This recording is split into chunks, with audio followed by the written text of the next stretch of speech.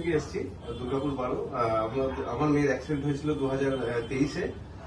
2023 operation স্যারের কাছে আসার পর আমরা অপারেশন করেছিলাম। প্রথমত হচ্ছে যে যেটা প্রবলেম ছিল, মেয়ের টাইপ আর ফিমার দুটোই ভেঙে গেছিল। দুটো ভেঙে যাওয়ার পর প্রথমে প্লেট বসেছিলাম দুর্গাপুরে, এখান থেকে রিমুভ করেছি। ঠিক আছে, দুর্গাপুরে আমাদের পছন্দ হয়নি আমাদের অপারেশনটা। আমরা স্যারের কাছে খোঁজ খবর নেওয়ার পর এখানে এসেছি।